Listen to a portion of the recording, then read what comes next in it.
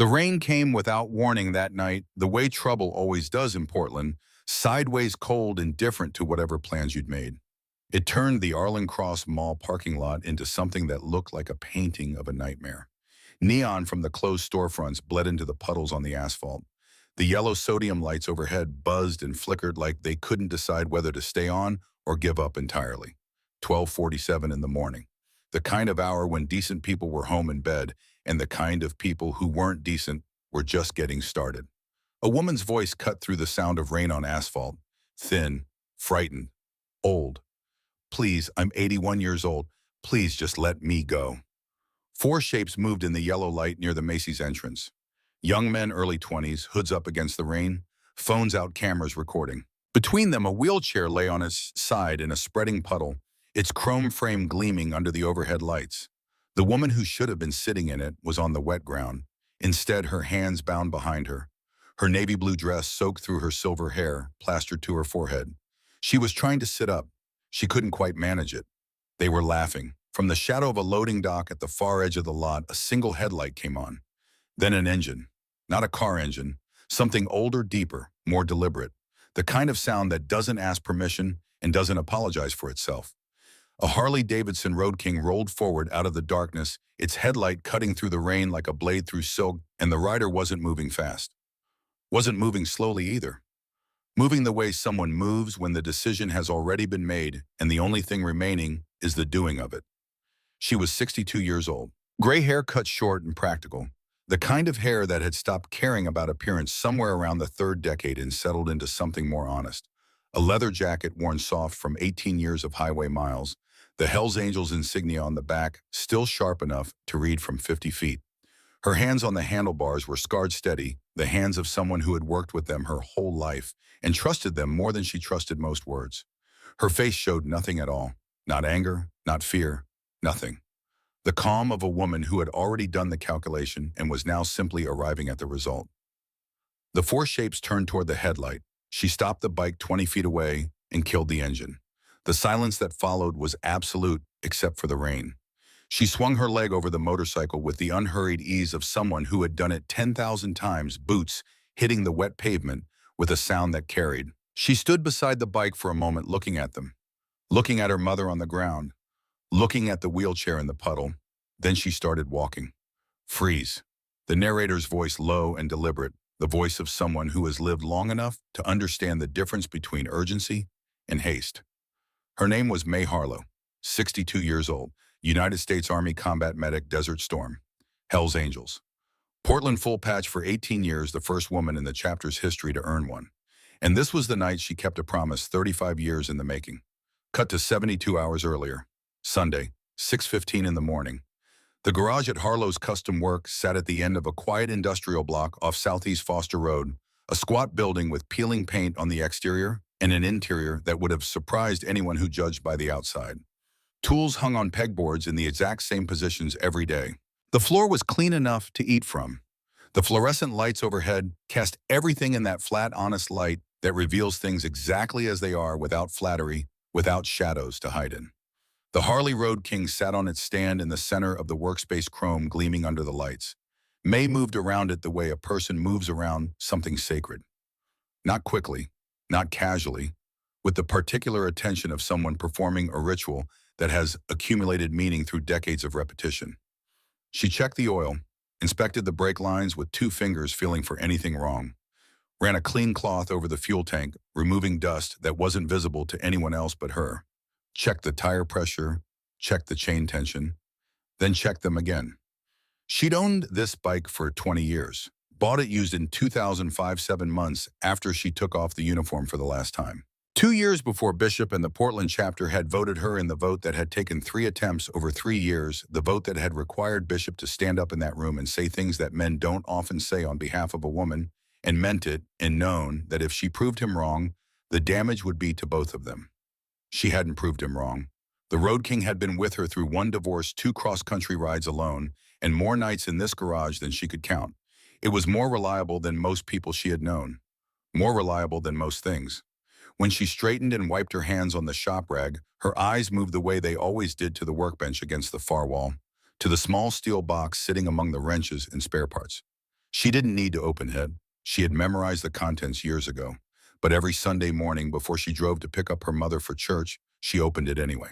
It was the one concession she made to something that might have been called ritual or prayer, or simply the need to touch the things that mattered before going back out into the world. The lid creaked. It always creaked. Inside a Bronze Star medal, the ribbon faded from what had once been a deep, clean red. A photograph, its edges softened with a handling, showing May at 27 in desert camouflage, standing next to a young man with a narrow face and wide eyes that were working hard to look braver than he felt. Private Danny Rourke, 19 years old in that photograph, dead for 35 years now. And beneath the photograph, a folded letter, the paper thin at the creases from being opened and closed so many times that the folds had become almost translucent. May didn't need to read it. She knew every word her father had written. May, if there comes a day I'm not here, remember this. A woman of real character is only as good as her word. The law tells us what we can do. Honor tells us what we must do. Sometimes they're the same thing. Sometimes they're not. I trust you to know the difference when it matters most. Your father, Earl Harlow. Written in 2007. Earl had died in 2008, his heart finally giving out after 60 years of stubborn use. May had kept the letter close ever since, in the steel box in the garage in the pocket of her jacket when she wrote. Some people carried photographs of their children. May carried her father's final lesson. She closed the box, checked her watch. 6:45. Time to pick up her mother. In the breast pocket of her jacket, her fingers found what they always found there. A small brass whistle tarnished with age. No markings on it, no brand, just a simple instrument capable of a sound that could carry a very long way. Her father had carried it every day of his adult life. May had no idea where Earl Harlow had gotten it, or why he'd carried it, or what it had meant to him specifically. But when he died, it was in his shirt pocket, and she had taken it without thinking. The way you take things from people you loved when they're gone, not because you need them, but because you cannot stand the thought of leaving them behind. She didn't think about the whistle consciously most days. It was simply there, the way certain things become part of you, without ceremony, the way scars become part of your skin. She rode to Clearwater Senior Living. Clearwater sat on a gentle hill overlooking the Willamette River, cream-colored buildings surrounded by carefully maintained gardens that were doing their best against the gray Portland morning. May paid the monthly fees without complaint or discussion. Her mother had raised her alone after Earl Harlow's first heart attack left him partially disabled when May was 11. Dorothy Harlow had worked 2 jobs for 6 years to keep May fed and in school. She had never once asked for anything back. This was the least May could do. It didn't begin to cover the debt. It was the least. She found Dorothy in her room already dressed for church. Navy blue dress, pearl earrings, silver hair done up the way she'd worn it for 50 years, neat and deliberate. Dorothy Harlow was 81 years old and barely 5 feet tall, and she possessed the particular kind of force that small women sometimes develop when the world has spent their entire lives underestimating them, a force that had nothing to do with size and everything to do with character. She was sitting by the window when May came in, looking out at the gray sky, and when she turned to smile, May saw it immediately. The smile didn't reach her eyes. May had spent 3 years in a combat zone learning to read faces.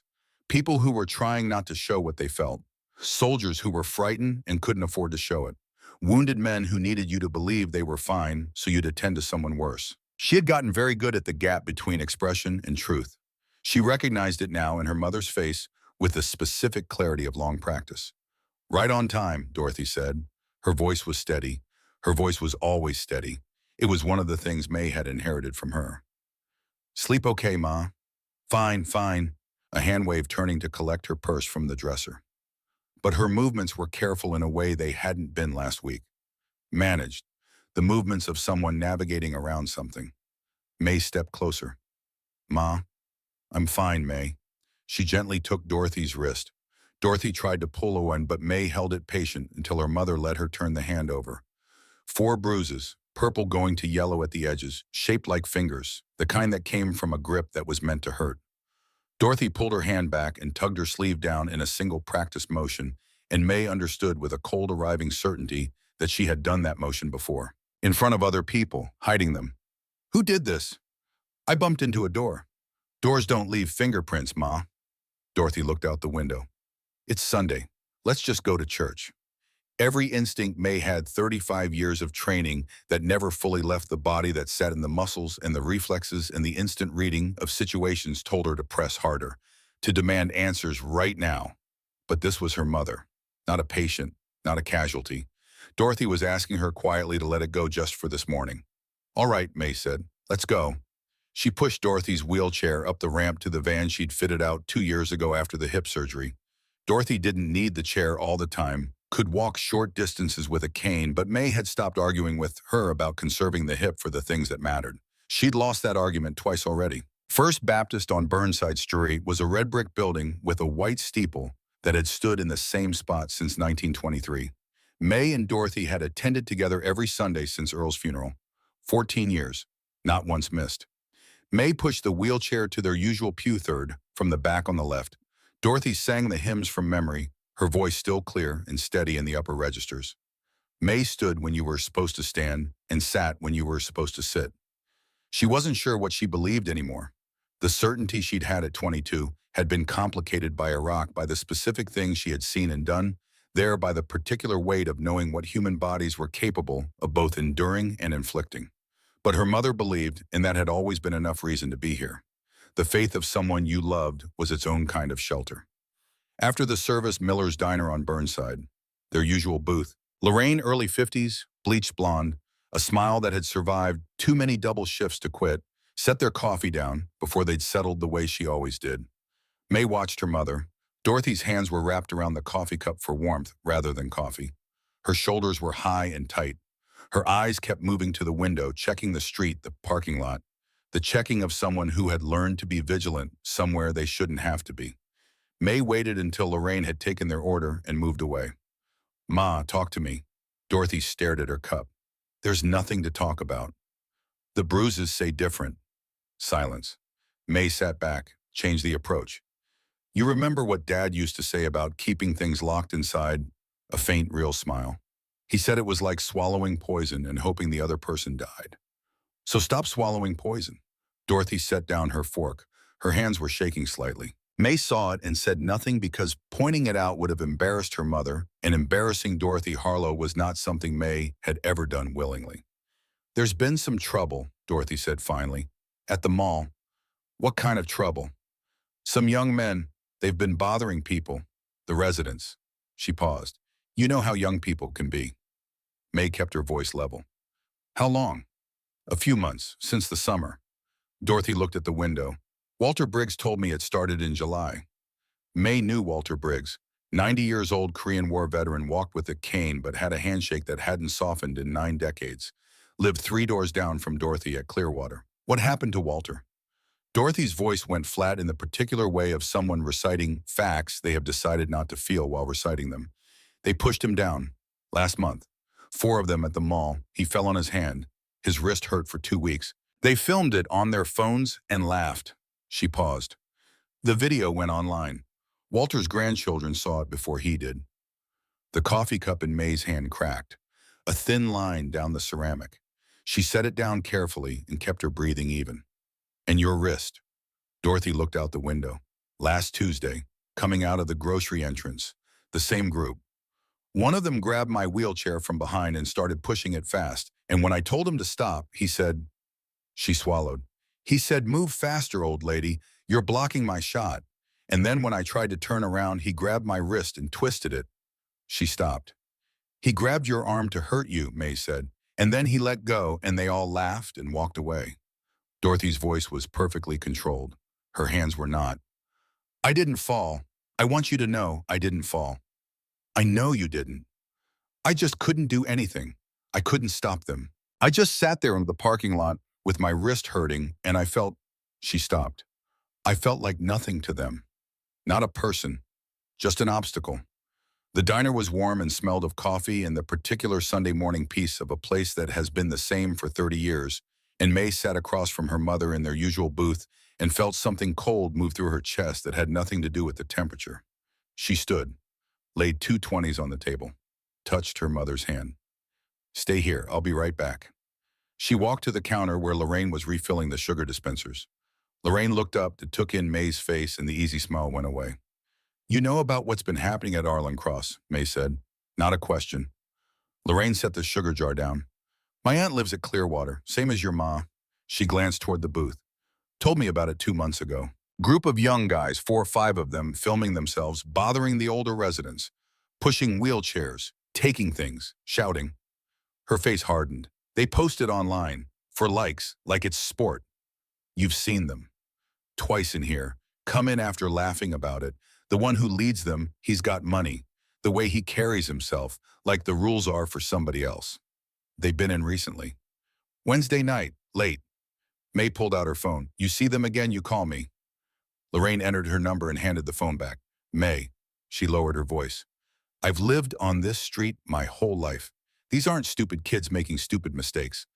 The one in charge, I heard him say it once, said they could do whatever they wanted because nobody could touch him. Said it like he really believed it. May pocketed the phone. We'll see about that. She walked back to the booth. Dorothy looked up and searched May's face the way she had been searching May's face for 62 years. What are you going to do? Dorothy asked. Find them, May said, and explain very clearly why they need to stop. May, Ma. She sat down and took both of her mother's hands in hers. They felt small. Dorothy had always seemed larger than she was. The force of her had always made her seem large. Dad made me promise something before he died. You remember. Dorothy's eyes went wet. I remember. He made me promise I'd look after you, that I'd stand up for people who couldn't stand up for themselves, that I'd be the kind of woman he raised me to be. May squeezed her hands gently the way she'd learned to be gentle, working with broken things, human and mechanical, both over 62 years. I'm keeping that promise. That's all this is. Dorothy looked at her for a long time. Then she said, be careful. Always. Dorothy pulled one hand free and patted May's. You've never been careful a single day of your life, May William Harlow. May looked at her. You haven't called me that since I enlisted. I call you that when it matters, Dorothy said. Same as your father did. By Monday afternoon, May had a name. Dex Owen Pullman, 26 years old, the newest member of the Portland Hells Angels chapter, and a minor genius with anything electronic, sat at the back table of the clubhouse with his laptop, his fingers moving across the keyboard with the focused speed of someone genuinely interested in what they were doing. Bishop Thomas Greer, 58 years old and the president of the Portland chapter, leaned against the far wall with his arms crossed and watched. The Portland Hells Angels clubhouse sat on an industrial stretch of North Columbia Boulevard, a low building with barred windows and 14 motorcycles lined up outside in the particular orderly way of people who respected machinery. May had been coming here for 18 years. It was the closest thing she had to a second home. Bishop had been the one to stand up for her in that room 3 attempts over 3 years, and he had been the one to hand her the patch when the vote finally carried. She had not made him regret it. She had made certain of that. Found it, Dex said, turning the laptop around. The screen showed a TikTok account. The handle was at Elder Targets, 91,000 followers. The profile photo was a laughing emoji. May sat down and looked at the most recent video. An old man with a cane crossing the Arlen Cross Mall parking lot slowly, and then one of the young men lunging forward and shoving him from behind. The old man going down. The camera zooming in on his face on the asphalt, on the broken glasses beside him, on the blood from his palm. Laughter very clear on the audio. 3.8 million views. May watched it twice. Her face showed nothing. Keep going, she said. Dex scrolled. More videos. 15, 20. Elderly women in wheelchairs being pushed hard from behind without warning. Older men having canes kicked away mid-step. A woman having her grocery bag snatched, her food scattered across the parking lot while the cameras recorded her confusion. The same lot in nearly every video. Arlen Cross under those yellow lights at night, like hunting in a specific territory they had claimed. As a medic, May had spent 3 years in a combat zone cataloging damage to human bodies. She had become clinical about it because clinical was what the work required. She looked at these videos with that same clinical attention and understood what she was seeing. Not pranks, not stupidity, not young men making poor choices. This was predation. Systematic. The same location, the same patterns, the victims selected for their vulnerability, with the specific calculation of people who had learned what they could get away with and were calibrating upward. Who are they? May said. Dex had already pulled up a second window. 4 photographs. 4 names. Cole Ashton, 23, the organizer. Finn Hargrove, 21, the camera operator, almost never on screen, always behind the phone. Jake Sutton, 19. Darius Okafor, 25, the largest one, the physical enforcer of whatever the group required. Home addresses, Dex said, but there's something you need to see first. He pulled up a new tab, a news article, a campaign website, a photograph of a man in his mid-50s, broad-shouldered, silver at the temples, the practiced sincerity of someone who had spent years calibrating his smile for cameras. Below the photograph, the campaign slogan in large, confident letters, protecting our families, keeping Portland safe. Cole Ashton's father, Dex said, is Senator Roy Ashton, District 4 City Council since 2018, running for state senate this year. May looked at the endorsements listed on the campaign website. The Portland Police Association, the Multnomah County Sheriff, the Oregon Fraternal Order of Police, the Oregon Association for Senior Citizens. The man running on protecting families had a son who had been terrorizing the elderly members of those families for 6 months. Bishop pushed off the wall. How long have they known? The platform's been active since July. The videos are public, they're not hiding. Dex paused. I think that's the point. They don't expect consequences. The account has never been reported to TikTok in a way that resulted in removal. Nothing's been done. May looked at Cole Ashton's photograph for a long time.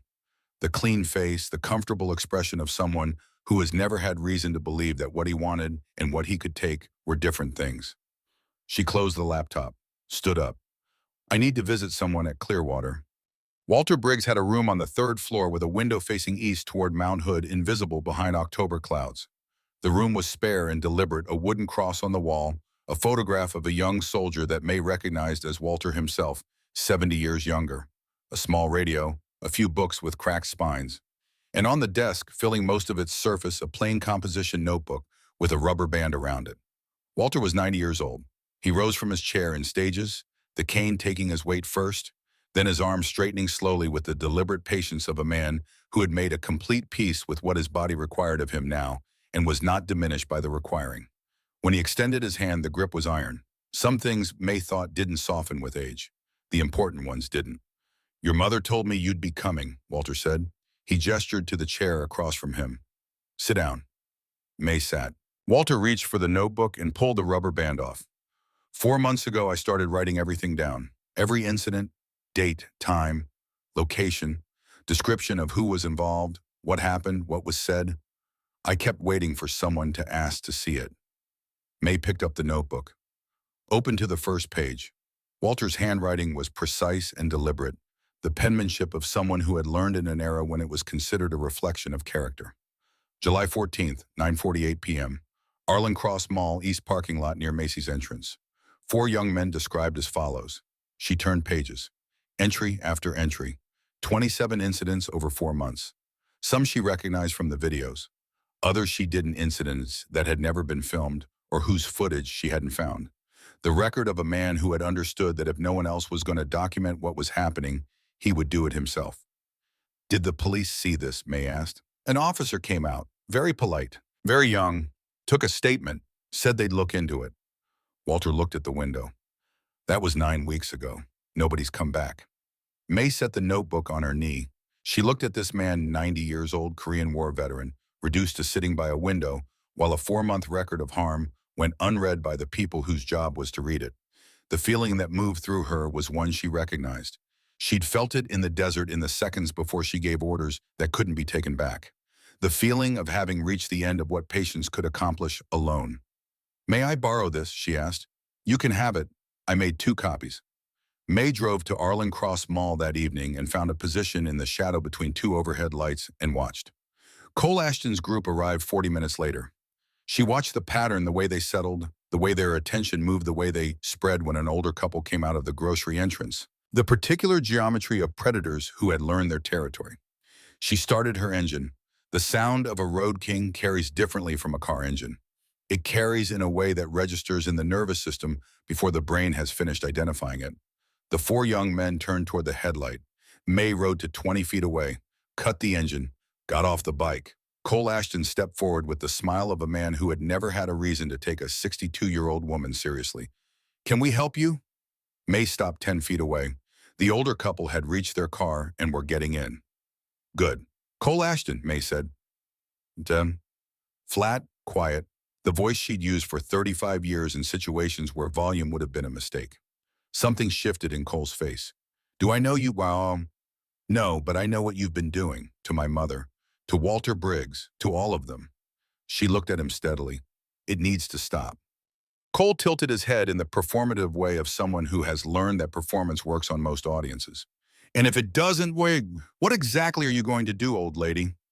Behind him, Finn Hargrove raised his phone.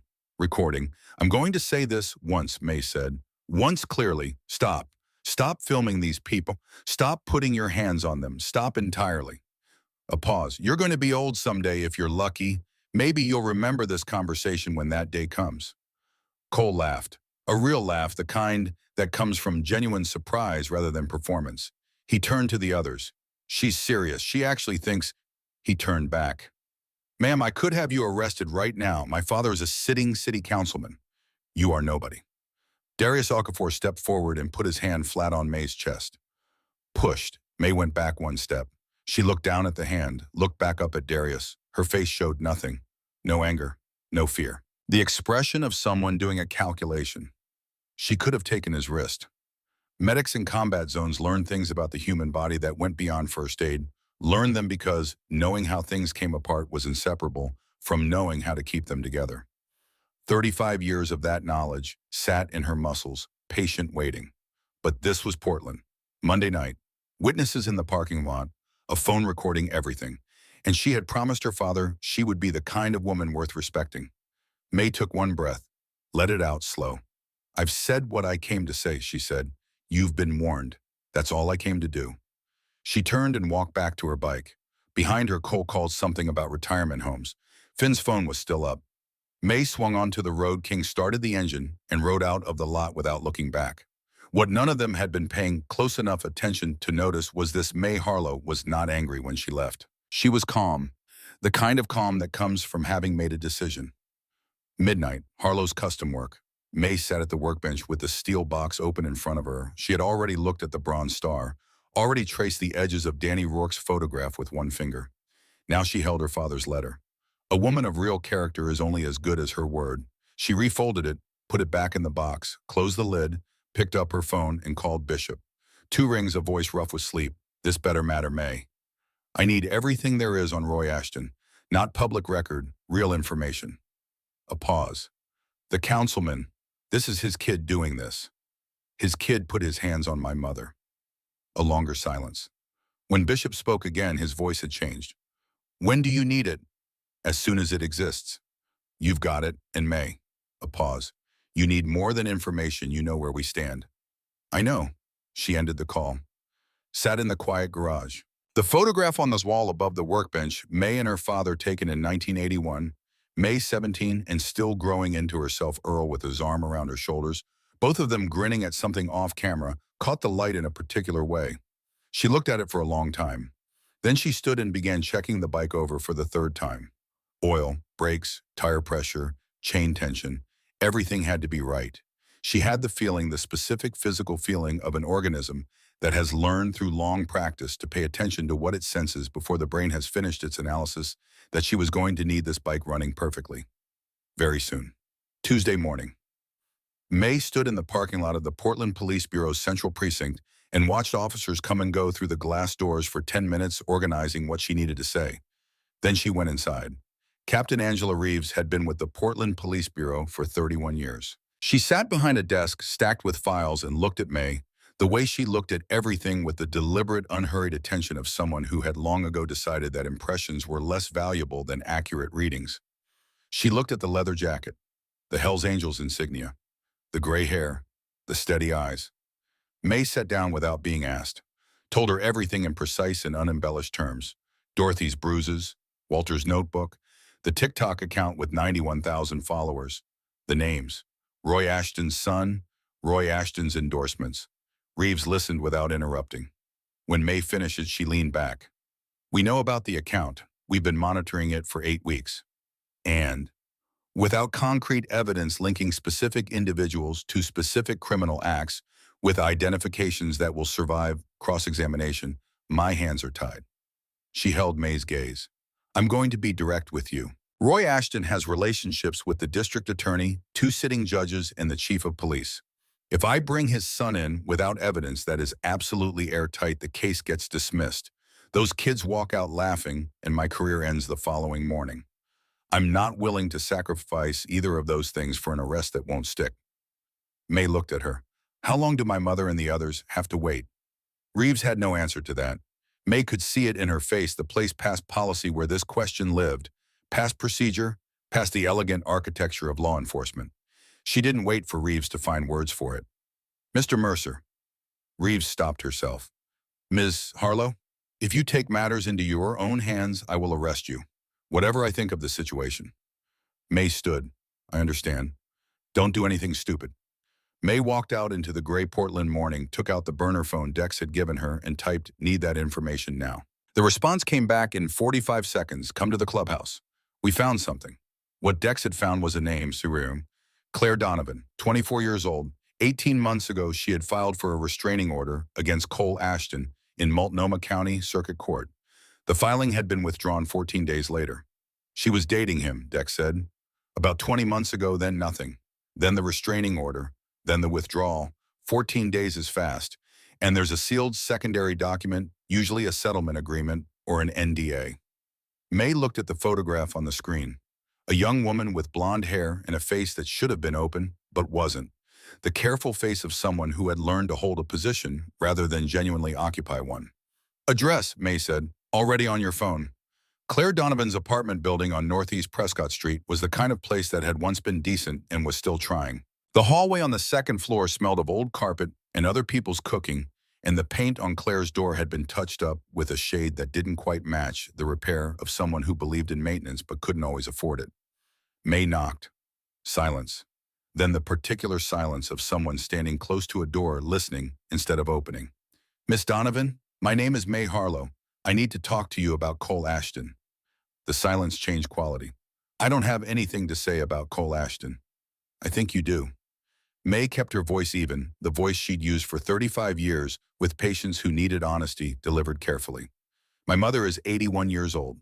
Cole and his friends put their hands on her in a parking lot and filmed it. They've been doing the same thing to the residents of her senior care facility for 6 months. I'm trying to stop them, and I need to understand what I'm dealing with." A pause. Then the chain rattled and the door opened. The apartment was small and clean, sparse furniture, a bookshelf with more books than anything else. Near the closet, a rolling suitcase not packed, but not put away either, positioned like something kept in a state of readiness. Claire sat on the edge of the couch with her knees drawn up and her arms around them. She studied May with the careful attention of someone evaluating whether this was a different kind of danger or a different kind of possibility. May took the chair across from her and sat without hurry. "Roy Ashton came to this apartment," Claire said finally, "3 days after I filed the restraining order. 18 months ago. He was very polite. He sat in that chair." She looked at May. "He had a lawyer with him. And an envelope." "How much?" $75,000. She said it without inflection. "He told me his son had made mistakes that could be handled quietly. He said the best outcome for everyone was a resolution. And he said—" She stopped, started again. "He said that if I didn't take the resolution, he had relationships with my employer's board, that he knew my father owed money in a business network connected to Roy's real estate holdings." He said these things in the same polite voice, like he was reading from a list. May held her gaze. "What else did he say?" "He said he'd handled situations like this before, that he would handle this one way or another." Claire looked at her hands, and before he left, he turned at the door. He said, "Smart girl, Cole's not worth your future. Neither is the truth." May was quiet for a moment. Outside, a truck went by. The afternoon light in the window was the flat gray of Portland in October. "An NDA cannot prevent you from reporting a crime to law enforcement," May said. "What Roy Ashton said to you in this apartment was criminal witness intimidation. What he did was conspiracy to obstruct justice. Those papers don't cover criminal conduct. They were never designed to." Claire looked at her. Something in the careful face shifted slightly. "There's something I need to show you," Claire said. She stood and walked to the kitchen, opened a drawer beside the stove, and came back with an old phone in a worn case, the kind that had been replaced and kept because throwing it away felt like a decision that couldn't be taken back. Before he left that day, before I signed anything, she paused. I turned this on when I went to get water. Set it on the counter with the screen down. Voice memo was recording. She held the phone toward May. I've never sent it to anyone. I've never played it for anyone. I kept it because I was afraid of what would happen if I used it and equally afraid of what would happen if I let it disappear. May looked at the phone. When this goes where it's going, she said carefully, there will be a moment when law enforcement needs evidence that will stand up in court. A recording of Roy Ashton making explicit threats to suppress your testimony would be exactly the kind of evidence that changes a case. It would also be the evidence that protects you because it establishes you acted under coercion. Claire's hands tightened around the phone. He'll come after me. He'll try. You can't promise he won't succeed. No, May said. I can't promise that. What I can tell you is that I've been in situations where the person with all the advantages met the person with nothing except the truth and the willingness to stand behind it. And I know which one of those things wins in the end when the end finally comes. She met the younger woman's eyes. But you have to decide. I'm not telling you what to do with that phone. I'm asking when the time comes, will you be ready to make a choice? Claire looked at the phone, then at May, then at the suitcase near the closet. I've been ready to run for 18 months, she said. Maybe it's time to be ready for something different. She put the phone back in the drawer, closed it. When you need it, she said, you know where it is. Tuesday evening, May drove to Clearwater and called ahead. By the time she arrived, 7 people had gathered in the second-floor community room. Dorothy was there. Walter Briggs was there with his cane. Ruth Calloway, 76, white-haired, with the posture of someone who had been told once that good posture was a form of self-respect and had never forgotten it. 3 others May had been told about, but not met: Eugene, 80, who moved carefully because of his knees.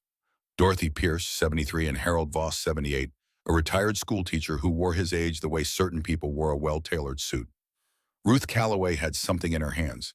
She was turning it over and over with the absent-minded repetition of a gesture that had become a form of thought. A watch. Vintage, elegant, made in an era when things were designed to last. The crystal was scratched. It had belonged to her husband, George.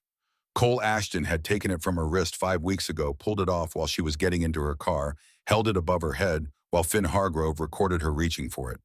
George and Ruth had been married 53 years before George died. The watch was the last physical thing she had of him. The police had told her there was insufficient evidence to pursue a theft charge. The watch in her hands now was a replacement her daughter had bought her, which Ruth held with the distant grief of someone holding a photograph of a stranger in the place where someone they loved should be. Dex arrived with a bomb and laid camera equipment on the community room table with the careful attention of someone who understood that these objects were going to ordinary people and needed to work perfectly every time. 7 pairs of glasses with cameras built into the frames. 3 lapel pins with cameras behind their faces. Everything simple, everything documented in clear language.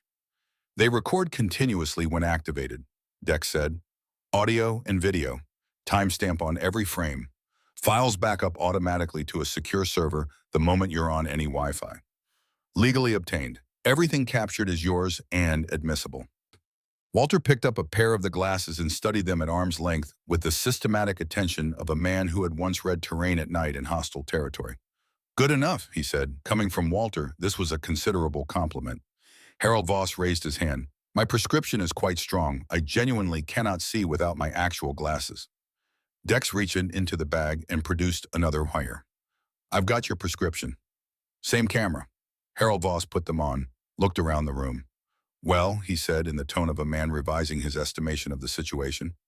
That is quite something. May watched these people. Ruth Calloway pinning the lapel camera carefully to her cardigan. Walter adjusting the glasses with the same systematic care he'd used to write 4 months of documentation that nobody had asked to see. Dorothy sitting with her hands folded in her lap, watching her daughter with an expression that contained pride and fear and a love so long-standing it had become indistinguishable from the air in the room. She had felt something like this in the desert. The weight of being the person others were trusting to know what she was doing. She intended to be worth that trust. Wednesday morning, cold and clear Portland, making one of its occasional promises of actual weather. May was at the garage by 5. Her phone rang at 7:12. Dex, not the burner, the regular line. May, problem. She set down her coffee. Someone's been running surveillance on you. 2 dark SUVs rotating shifts since Monday evening. Traffic cameras near your garage. A pause.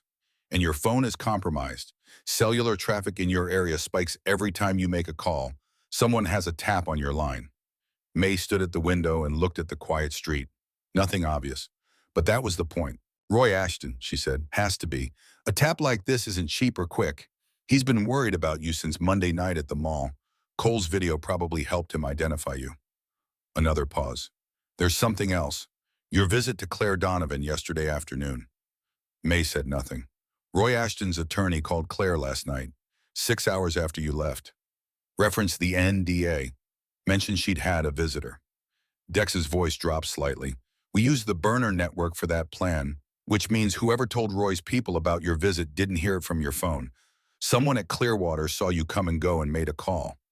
The cold thing moved through May's chest, a perimeter that wasn't holding. Someone on the inside, she said, working on identifying who. But use the burner for anything that matters from now on. Assume your regular line is heard.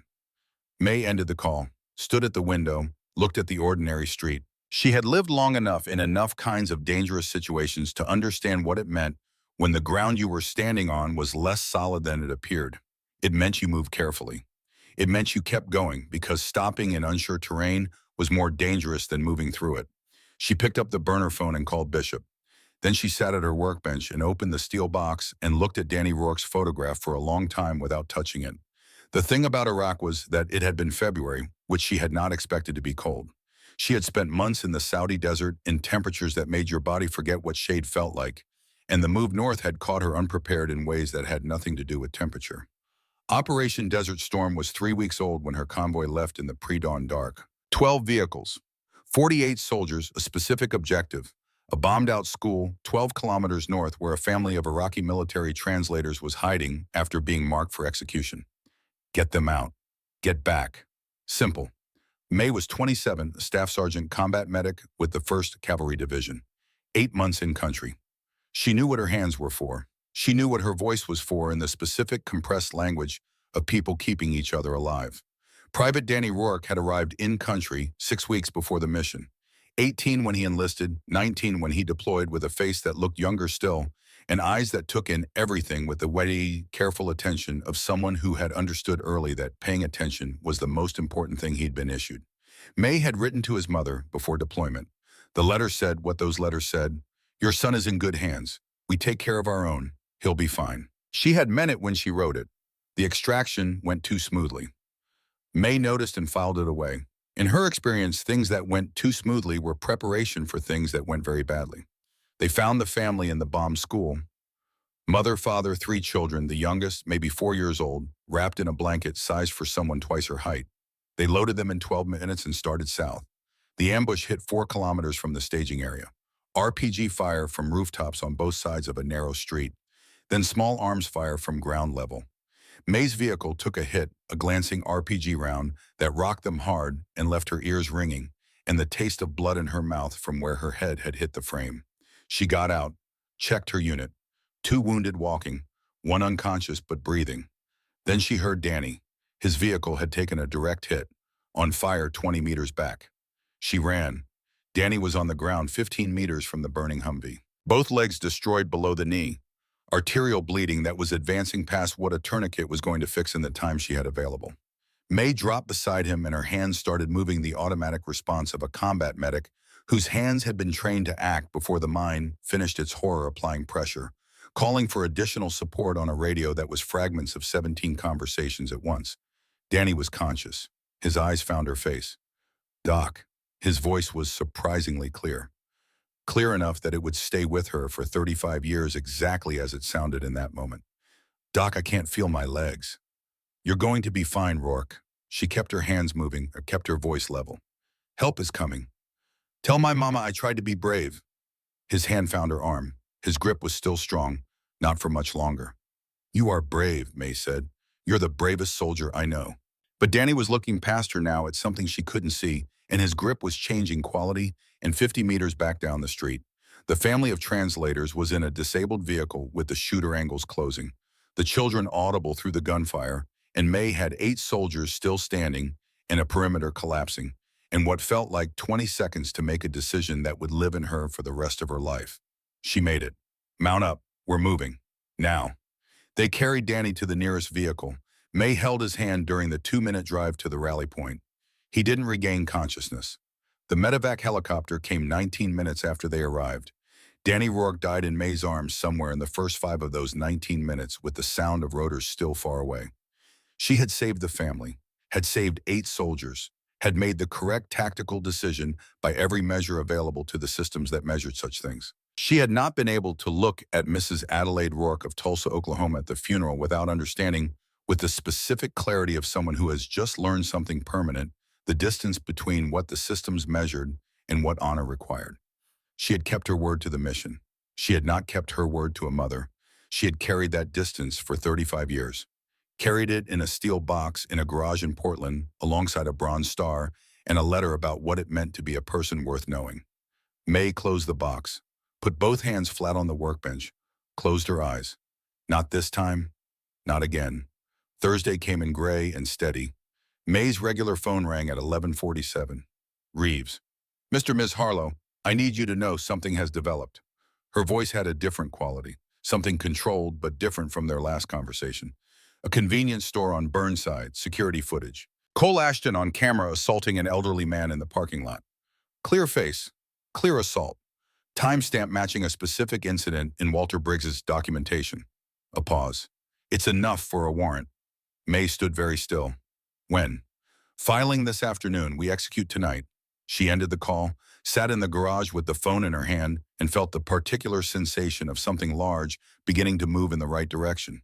The sensation she had felt a handful of times in her life when an operation that had been in preparation for a long time finally aligned into something that could actually happen. She called Bishop on the burner, told him, called Dex, told him, then drove to Clearwater and told her mother. Dorothy listened from her chair by the window.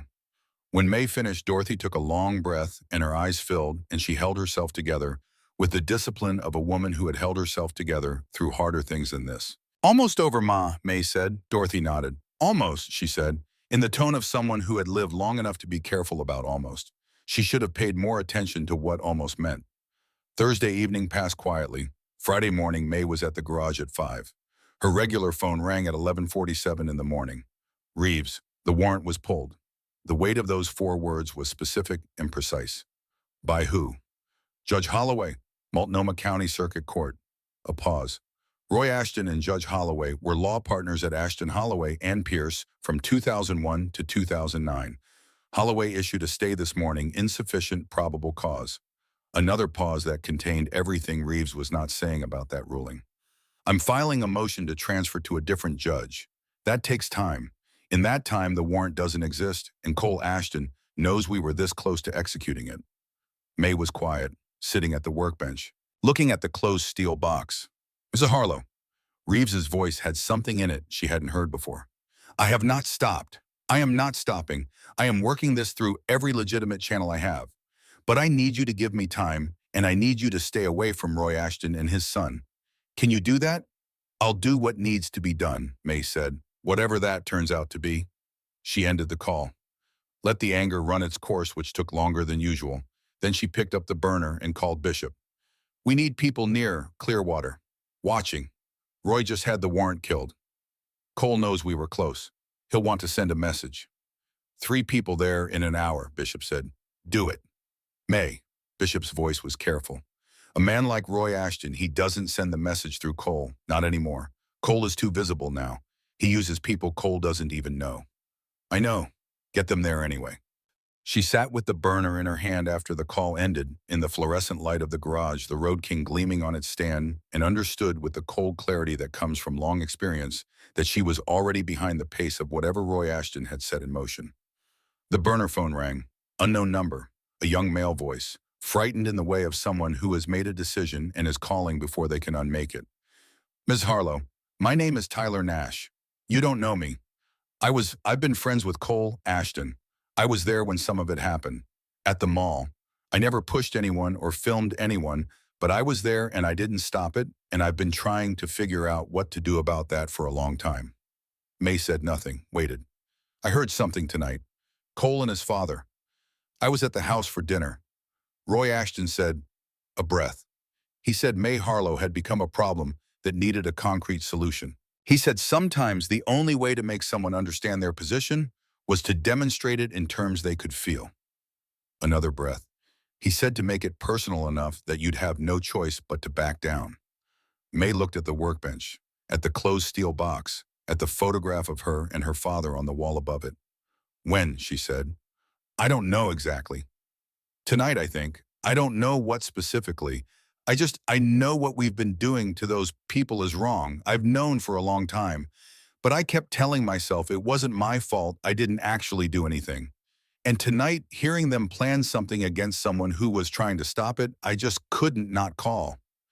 You did the right thing, May said. It doesn't feel like it. It feels like I'm betraying people I know. You're not betraying people who deserve your loyalty. Cole Ashton lost the right to your loyalty a long time ago. A pause. When this is over, there may be people who want to talk to you. Will you tell them what you know? Yeah. The word came out as though it had been waiting. I will. The line went quiet. May set the burner down and picked up her regular phone and called Bishop. Get people moving to Clearwater now, tonight. Tip from inside Cole's circle. Roy's planning something. Already moving? 3 people, 5 minutes out. What happened?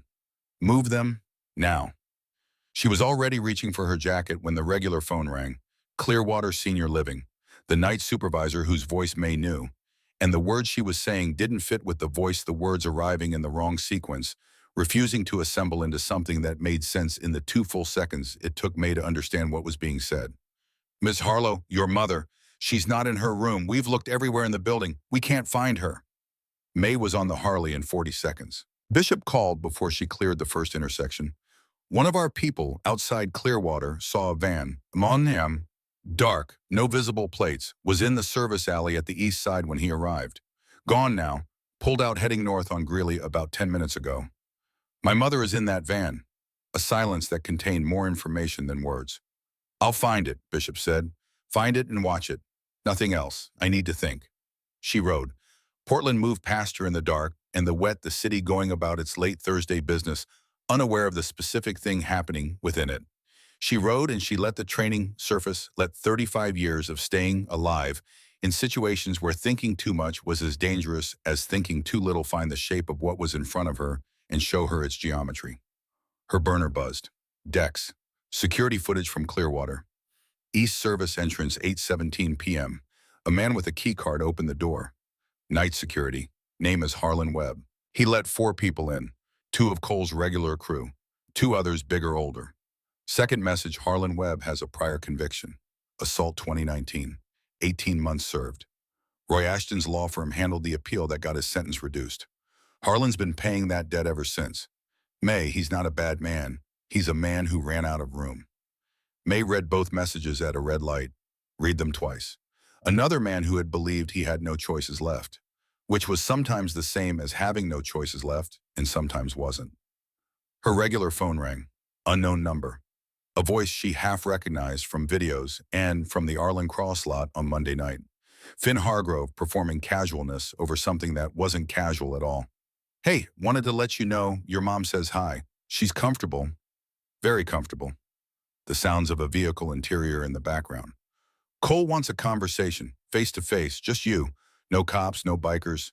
Arlen Cross Mall, East parking lot. 45 minutes. You bring anyone or we see anything that looks like backup within half a mile, she's going to have an accident. You understand? May's voice when it came was completely level. I understand. Clock's running. A pause. Leave the Harley at home. We'll be watching for it. The line went dead. May pulled over, sat with the engine running, looked at the city around her in the dark, ordinary and indifferent, going about its business without knowledge of the particular thing happening inside it. She called Dex on the burner. Is the live stream system armed and ready? Ready since Tuesday, Dex said. I've been building the audience. Quiet announcements, nothing specific. When it starts with numbers already watching. What's the signal? Whatever you give me from your position that I can read is deliberate. You tell me what it is. May reached into the breast pocket of her jacket. Her fingers closed around the brass whistle. She looked at it for a moment. The worn metal, the particular weight of something carried by someone you loved before you carried it yourself. 5 blasts, she said, long ones. You'll hear it. 5 blasts, Dex confirmed. May, be careful. She ended the call, called Bishop on the burner. East Lot, Arlen Cross, 45 minutes. I'm going in first alone. They'll be watching for the Road King. Take the buyers 300 yards out. Lights off when you arrive. You wait for my signal, no matter what you see before it.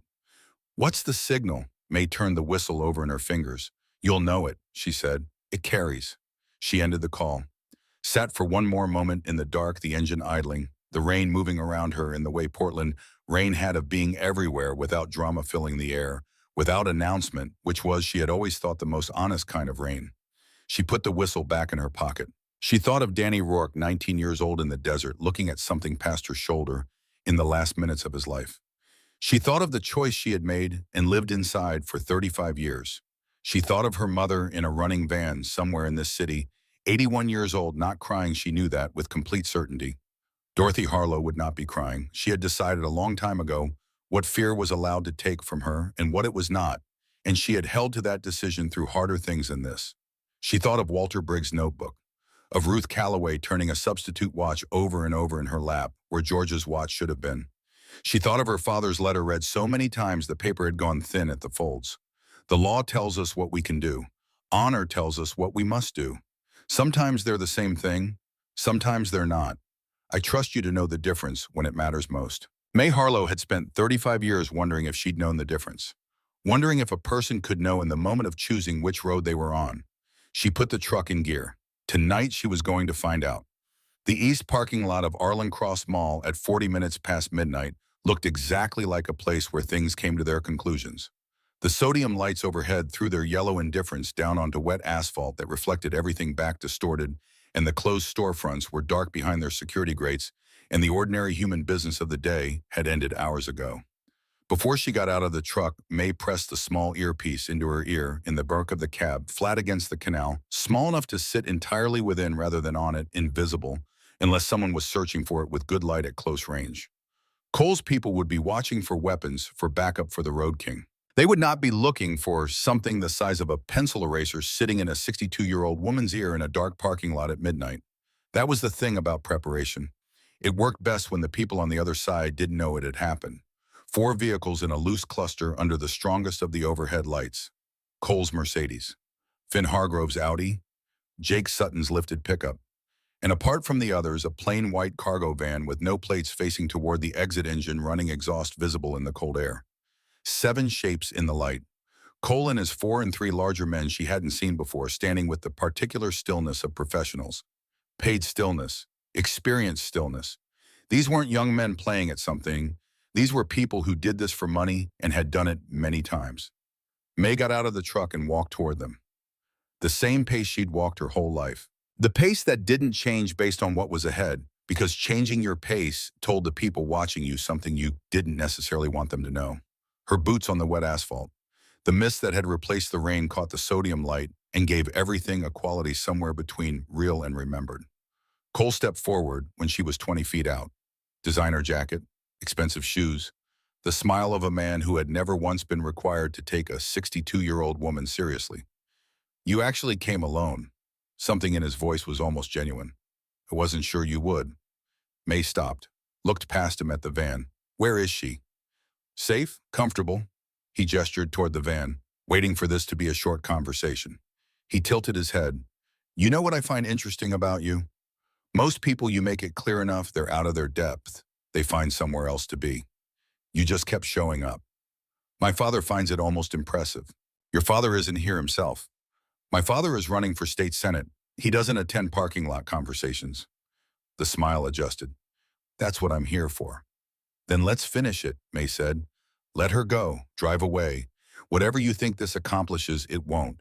You've already made mistakes that can't be unmade. Don't add this one. Cole took a step closer. Something behind the smile changed the performance, dropping away. The managed surface giving way to something colder and more direct. You went to see Claire Donovan, he said. You've been building a case. You went to the police. He looked at her steadily. You've been busy, and my father doesn't like busy people working in his direction. So he sent you to explain that. He sent me to resolve it, tonight, once and for all. He met her eyes. You stop, all of it. You take your mother home, she's fine, nothing happened. You let whatever you're building fall apart, and you find something else to do with your time. May looked at him for a long moment. Then she said no. The words sat in the misted air. Cole's expression changed completely. The performance gone. Darius, he said. Darius Okafor came forward fast, closing the distance in 3 strides, throwing a right hand with the confidence of someone who had thrown it before and had it work. May moved her head 4 inches to the left, let the fist go past her ear, and drove her right elbow into his solar plexus. Short, precise, her shoulder behind it. Darius folded. Then the 3 professionals came. They came smart the way experienced men do, the 2 flankers moving wide to limit her options, the third straight at her. May took the third with a palm heel to the chin that knocked him back, got the left flanker's arm and used his own momentum against him, but the right flanker hit her in the ribs from the side with something that sent a hard message through her chest, and she went down to one knee on the wet asphalt. Finn Hargrove was circling at the edge of the light phone up recording. "This is incredible," he said with the reverence of someone watching something they intend to profit from. "This is going to be the biggest thing we've ever posted." May was on one knee with blood starting from her lip and her ribs having a detailed conversation with her nervous system and 3 men repositioning in the space around her. She looked down at the wet concrete for a moment. She thought of Danny Rourke, 19 years old, his grip changing in her hands in the February dark of the Iraqi desert. She thought of the weight she had carried out of that desert and never fully set down. She thought of her mother in a running van 20 feet away, 81 years old, not crying because Dorothy Harlow had decided a long time ago what fear could take from her, and May thought of Walter Briggs' notebook and Ruth Calloway's hands and Claire Donovan's kitchen drawer and her father's letter and the particular quality of trust that had been placed in her by people who were counting on her to be worth it. She reached into the breast pocket of her jacket. Her fingers closed around the brass whistle. She brought it to her lips. 5 blasts, long, clear, carrying through the misted night air of the parking lot and beyond it in every direction, at once the sound of something small being used for its full purpose, for the first time the sound of her father's instrument doing in this parking lot in Portland what it had always been capable of doing. Finn Hargrove looked up from his phone confused. Cole looked at May with the expression of someone who has just realized that a variable he hadn't accounted for has entered the situation. Then Dex's voice in the earpiece, quiet and precise. "You're live. 160,000 and climbing." 2 seconds later, the sound started. Distant at first, which made it larger. The way approaching weather is always larger than weather that has arrived. Then it wasn't distant at all. 12 Harley-Davidson motorcycles came out of the misted dark at the parking lot's north entrance in a line that spread as they cleared the entrance. 12 headlights sweeping across the lot. It in sequence the combined sound of 12 Road Kings at speed, a thing that entered the body before the brain had finished processing it, something felt in the chest as much as heard. They formed a wide semicircle around the scene. Engines cut simultaneously, a single collective decision made by multiple people at once. 14 Hells Angels.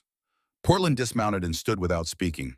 12 headlights, still burning, filling the space between the standing riders and the scene, making it impossible to look in from outside without looking directly into the light. Bishop stepped forward out of the line. He walked to 10 feet from Cole Ashton and stopped, hands easy at his sides. The expression of someone who has no particular feeling about the next few minutes beyond a preference for efficiency. "Evening," Bishop said. "Looks like things got a little uneven. We're going to fix that." Cole's architecture was coming apart in pieces, the expensive confidence gone, the practiced ease gone, and what was showing beneath it was something younger and less managed and considerably less comfortable than anything he'd shown in a parking lot before. His eyes moved across the 14 people in the headlight wash, moved to the 3 professionals who had stepped back slightly and were doing the recalculation of men who are paid to manage situations and have determined this one is past the point of management. May got to her feet. Her ribs sent urgent, detailed information that she acknowledged and set aside.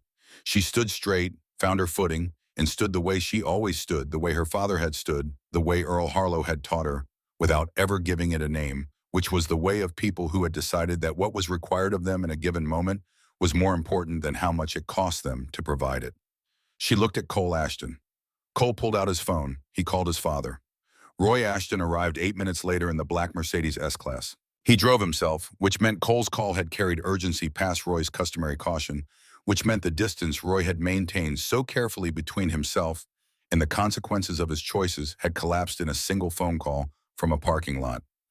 That was the thing about men who operated through intermediaries, through lawyers and leverage, and carefully maintained distance.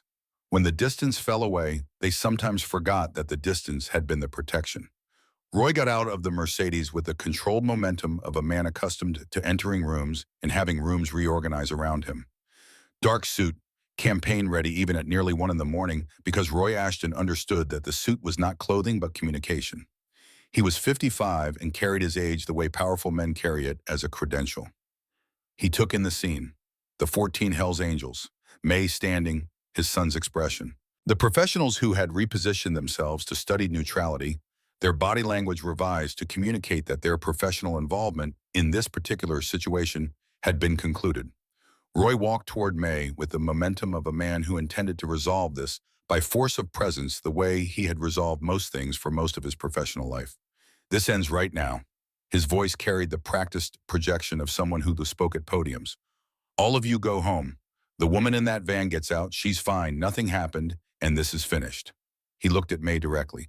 You specifically, you take your mother home and you find something productive to do with your retirement.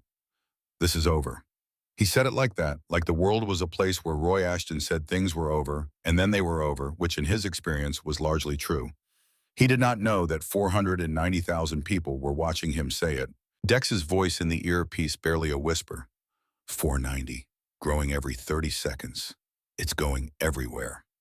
May looked at Roy Ashton. She looked at him the way you look at something you have been trying to understand for weeks and are now seeing clearly for the first time. She looked at the man who had built an entire public architecture of concern for the families of Portland, while privately ensuring his son could terrorize the most vulnerable members of those families without consequence. She looked at the face that appeared on billboards under the words "protecting our families." She looked at the man who had sat in Claire Donovan's apartment and told a 24-year-old woman in a polite voice over water glasses that her silence was worth $75,000 and the truth was worth less than his son's comfort. The woman in that van, May said, is my mother. She is 81 years old. She has spent her entire life raising her family, paying her bills, attending her church, and being kind to people in the hallways of the building where she lives.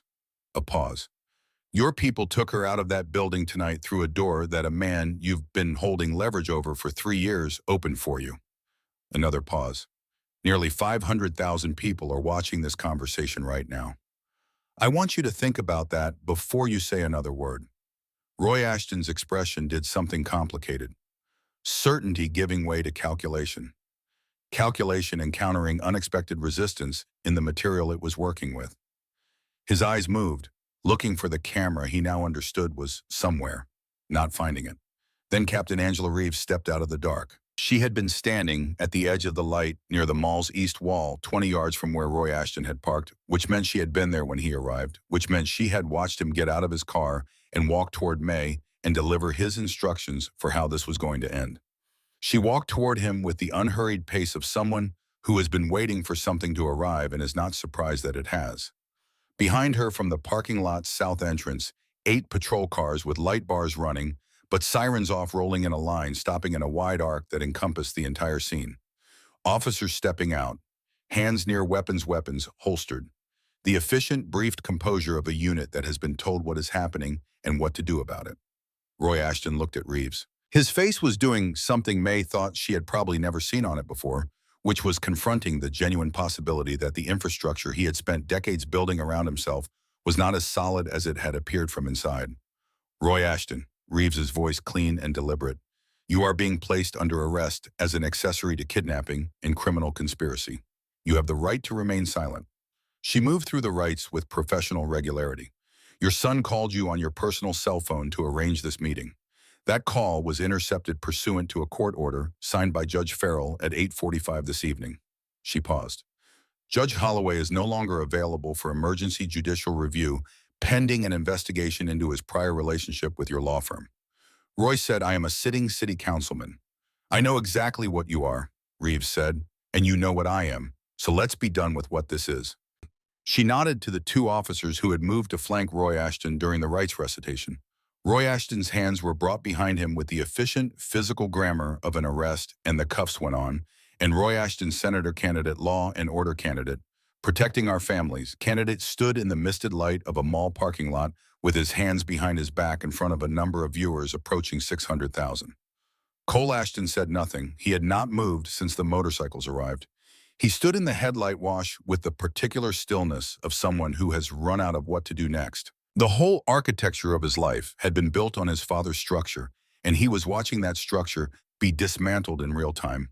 And there was something almost young in his face for the first time, something beneath the designer jacket and the practiced confidence that looked like a 23-year-old who had been told by the world his whole life that consequences were for other people meeting them now for the first time in a parking lot at midnight in the rain. May was already walking to the van. She reached the rear doors, pulled them open.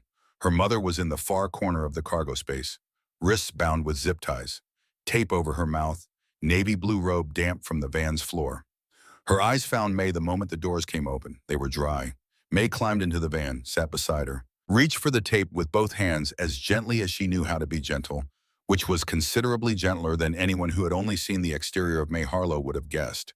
She pulled the tape away slowly, carefully, the way she had learned to remove things from skin in a combat zone without adding to the damage already done. Dorothy took a long breath, the breath of someone who has been rationing air and can finally stop. May worked the zip ties with the small folding knife she'd carried for 20 years, and Dorothy's hands came free. Dorothy held them in her lap for a moment before she moved them the way you hold things that have been restrained before you trust them again. May put her arm around her mother, and Dorothy leaned into her, and they sat in the back of a van in a parking lot in Portland with the sound of rain and police radios and the distant murmur of 14 Hells Angels outside, and May held her mother and her mother led her, and for a little while that was simply all there was. Then Dorothy said very quietly against May's shoulder, "I knew you'd come." "I know you did," May said. "I wasn't scared." "I know that too." A pause. "I was a little scared." "I know that as well." Dorothy made a sound that was almost a laugh. May held her more tightly. Dex's voice in the earpiece, barely a breath. 9.7 million views. CNN picked it up 18 minutes ago. "May, it's done. It's really done." May reached up and took the earpiece out, held it in her palm for a moment, put it in her jacket pocket. Outside, the parking lot was full of organized purpose, the procedural machinery of justice working the way it was supposed to work. Cole Ashton in handcuffs. Finn Hargrove phone finally lowered at an officer's request, the phone that had recorded so many wrong things and had now recorded the end of the operation that had produced them. Darius Okafor, Jake Sutton, and the 3 professionals in custody, all in the process of learning that Roy Ashton's protection had a radius that did not extend to parking lots where Roy Ashton himself was being placed in the back of a patrol car. From one of the patrol cars near the south entrance, a door opened. A young woman stepped out and stood for a moment, taking in the full scene, and then walked forward into the light. Blonde hair, no makeup, wearing the same careful face May had seen in the apartment on Prescott Street, but something in the way she was standing had changed from the way she'd been sitting on that couch with her arms around her knees. She was standing straight. The decision she had made 3 hours ago when she took the old phone from the kitchen drawer and got into the unmarked car Reeves had sent was visible in her posture, the way certain decisions make themselves visible once they've been fully made. May watched Claire Donovan from the back of the van and said nothing. Some things were complete without commentary. What followed happened the way large things happen when they've been waiting a long time, and then go all at once quickly in every direction, changing the landscape so completely that it becomes difficult to remember exactly what the landscape looked like before. Roy Ashton resigned from the Portland City Council within 48 hours. His campaign issued a statement and then ceased to exist as a functioning entity as the staff departed and the donors departed and the endorsements were withdrawn in sequence. The Oregon Association for Senior Citizens moved first their statement, pointing out with considerable directness that their endorsement had been given to a candidate whose platform included protecting the communities he had privately helped to harm. The Portland Police Association followed. The others followed the others. The charges were specific and substantial accessory to kidnapping, criminal conspiracy witness, intimidation, and obstruction of justice. The recording from Claire Donovan's kitchen drawer, authenticated and legally admissible exactly as May had said it would be, was entered into evidence with a clarity that made the prosecutor's job something close to straightforward. Judge Holloway was the subject of a judicial review that moved faster than judicial reviews typically moved, which was a function of the particular attention the case was receiving and the number of people who had seen Roy Ashton's face saying "this ends right now" to a parking lot that had been watching him back. Cole Ashton faced charges the prosecutor described at a press conference as extensive: kidnapping, multiple counts of assault, conspiracy, elder abuse. The charges applied with the careful attention of a legal team that had received Walter Briggs's notebook and understood what 4 months of patient documentation by a 90-year-old Korean War veteran looked like when placed in front of a grand jury. The prosecutor used the word extensive twice. The second time she said it was the most comprehensive application of elder abuse statutes she had seen in 30 years of practice. Finn Hargrove, Jake Sutton, and Darius Okafor were charged as co-conspirators. Lesser charges, which was accurate. They would spend the next several years in the company of attorneys and courts and the grinding administrative machinery of legal consequence, which was its own form of education. Harlan Webb turned himself in the morning after the arrest with his father sitting beside him in the waiting room of the Central Precinct, which told May something about the kind of person Harlan Webb was beneath the choices he'd been pressed into. His cooperation with the investigation was complete and thorough, and his testimony about the 3 years Roy Ashton had spent holding his prior conviction over him added to the obstruction of justice charges in ways the prosecutor found significant. Tyler Nash came in with his father 2 days later and gave a statement that was, by his own account, everything he knew and had known and had failed to act on. Reeves spoke with him at the end of the interview. May heard later from Bishop that Reeves had told him what she told May she would, that the decision to come in was courage, regardless of how it felt. Tyler Nash faced no criminal charges. He would spend the next several years, from what May could tell, through occasional updates trying to be the person he'd wished he'd been that night. That seemed like a reasonable way to spend time. 3 weeks after the arrest, Clearwater Senior Living held a meeting in the second-floor community room that was filled past capacity for the first time in the facility's history. Chairs all occupied, people standing along the walls, a small delegation of reporters near the door. Walter Briggs stood at the front of the room with his cane and his notebook, which he held up before placing it on the table beside the microphone. "Some of you have asked why I kept writing in this for 4 months when nothing seemed to be happening," Walter said. His voice had the projection of a man who had once needed to be heard across distances where quiet meant death. "I kept writing because I was a soldier, and a soldier's job when he can't advance is to hold his position. Document everything. Don't let the record disappear. Wait for reinforcements." He looked out at the room. The reinforcements arrived.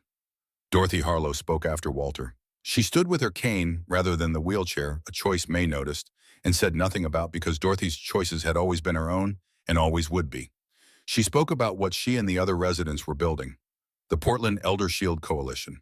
Working with the city council currently operating without a District 4 representative and acutely aware of why on new ordinances, enhanced penalties for crimes against senior citizens, mandatory security systems in commercial parking areas, rapid response protocols for elder abuse reports.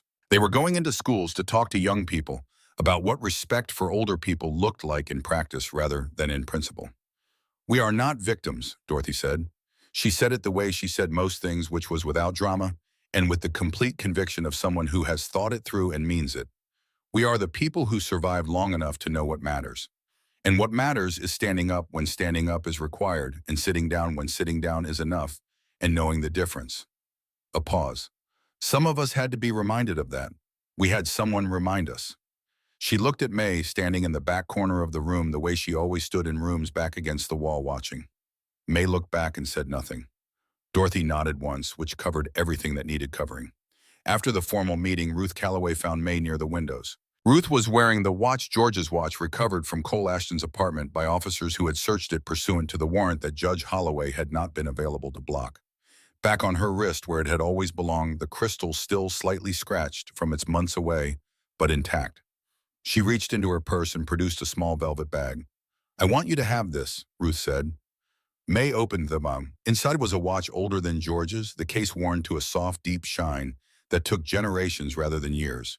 She turned it over. On the back, engraved in a script that had faded to the same soft quality as the case, "To George with all of it.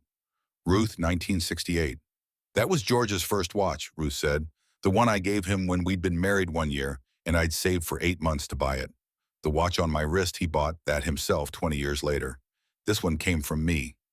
She looked at May directly. "George was a man who believed in doing right by people.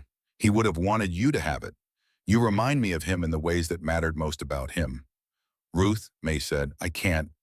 "You can and you will. I'm 76 years old, and I have made my decision." Ruth Calloway had Dorothy Harlow's absolute conviction in her voice.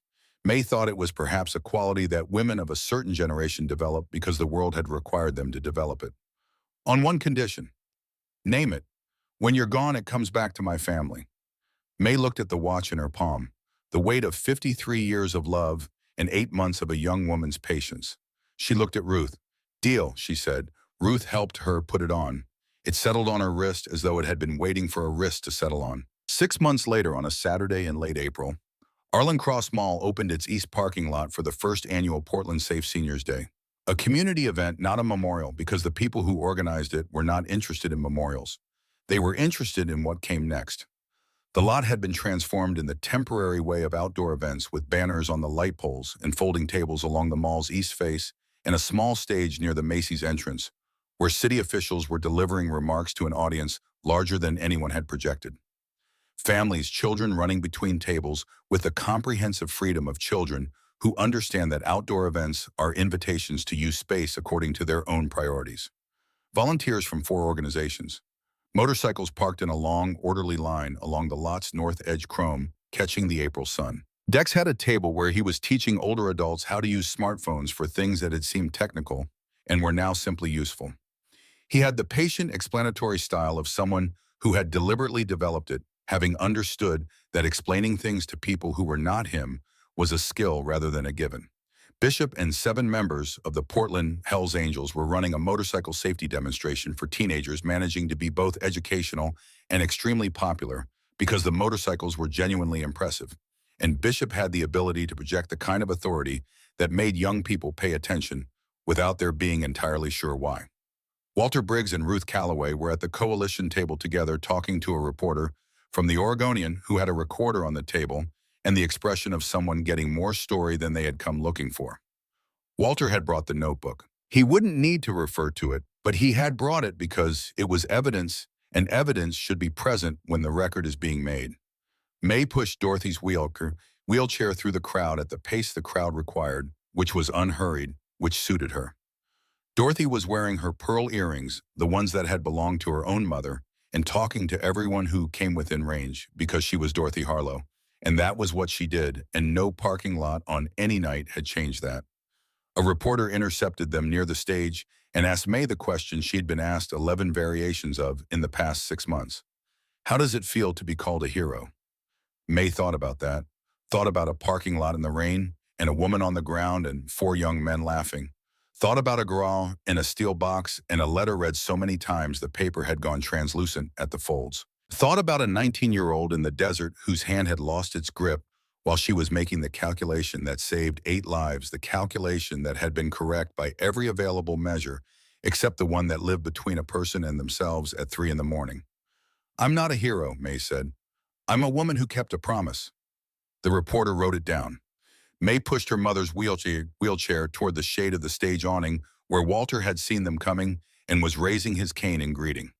After the event, after the tables folded and the banners came down and the motorcycles rode out in their orderly line, May sat in her truck in the empty lot for a few minutes. The April evening, coming in golden from the west, the parking lot lit in something entirely different from the yellow sodium of its ordinary nights. Something that looked in this specific light at this specific angle, like the light you find in places where things have happened and then changed and then been given back. She drove to Harlow's Custom Work and went inside and turned on the fluorescent lights and stood in their flat, honest illumination before she walked to the workbench. She opened the steel box. She placed things in it carefully the way you place things when you understand that the placing is its own kind of statement. Ruth's watch settled beside the bronze star. The commendation plaque from the city, which she'd accepted at Reeves's insistence, which belonged in the box for now, because the wall felt wrong and the box felt right. A photograph someone had taken at the Safe Seniors Day event printed and given to her by Dex with the particular awkward sincerity of someone not comfortable with sentiment who has decided that sentiment is warranted. May and Dorothy and Walter and Ruth and Bishop and 14 others standing in front of the stage in late April, light, most of them smiling, all of them present. She placed the photograph in the box. Then she picked up Danny Rourke's photograph, held it for a moment, 19 years old. The wide eyes working hard to look braver than they felt. The face of someone at the beginning of a life that ended before it could show him what it would have been. May held the photograph and was quiet with it because she had never been someone who spoke easily to the dead, had never been comfortable with the particular asymmetry of that conversation. She expressed what she needed to express through what she did rather than what she said, which was perhaps why the things she did tended to have the weight they had. She placed Danny's photograph back in the box. Next to it, she placed a small, folded piece of paper we had written on that morning before the event in the early light of the apartment above the garage. On the paper, an address, Tulsa, Oklahoma. Mrs. Adelaide Rourke, who was in her late 80s now, if Dex's research was accurate, who had been living in the same house on Maple Avenue for 37 years and had not heard from May Harlow since the letter sent in the spring of 1991. She placed the paper next to Danny's photograph. She read her father's letter one more time, not because she needed to, not because the words were anything less than memorized, but because some things deserve to be read one more time on the days when you have reason to remember why you've been carrying them. A woman of real character is only as good as her word. The law tells us what we can do. Honor tells us what we must do. Sometimes they're the same thing, sometimes they're not. I trust you to know the difference when it matters most. May folded the letter and placed it back in the box and closed the lid. She had known the difference. She had made choices she would weigh for the rest of her life, the way anyone weighs the choices that cost something real. She had stood where standing was required, and the people who needed protecting had been protected. The truth that Roy Ashton had spent years and money suppressing had found its way into the light without his permission, which was the thing about truth that men like Roy Ashton kept forgetting, that it was patient in ways that power wasn't, that it could wait in a kitchen drawer for 18 months without losing a single word. She picked up her phone, opened the contacts, looked at the Tulsa, Oklahoma number Dex had found and sent without comment. She dialed. 3 rings. Then a voice older, careful in the way of someone who received few calls and attended closely to each one. Hello, May stood in her garage with the fluorescent lights overhead and the Road King gleaming on its stand and the steel box on the workbench and 35 years of a particular kind of distance preparing to close. She said the things she had needed to say for longer than she had been willing to admit. Mrs. Rourke, my name is May Harlow. I served with your son. I've been meaning to call you for a long time. A silence, then quietly, I know who you are. I have some things I should have said 35 years ago, if you're willing to hear them. Another silence, longer, the silence of someone who has waited a long time for something and is now making certain before responding that it has actually arrived.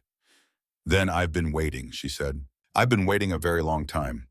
May let out a breath. She sat down on the workbench stool and she talked to Adelaide Rourke of Tulsa, Oklahoma, really talked the kind of talking that had been waiting in her for 3.5 decades. And the night outside the garage windows was the clear Portland night, the kind that came infrequently and meant something when it came the stars holding their positions above the city, the way they had always held them in the permanent, patient way of things that do not require acknowledgement to persist. Some promises take 35 years to keep. Some people need to save the ones in front of them before they can go back and honor the ones they couldn't save. May Harlow had spent a lifetime learning the exact distance between those two things. Tonight in a garage in Portland on a clear spring night, with her father's watch on her wrist and his letter in a box and his whistle in her pocket, the distance finally closed. Outside the road, King waited in the dark chrome, catching the light from the open garage door, patient and ready the way it had always been. The Columbia River moved somewhere north of the city in its ancient, indifferent way toward the sea. The stars held their positions. May Harlow was 62 years old. Short gray hair, weathered face, scars from a lifetime of standing up when standing up was what was required. Her hands were steady, her word was good, her promises were kept. That had always been enough. It would always be enough.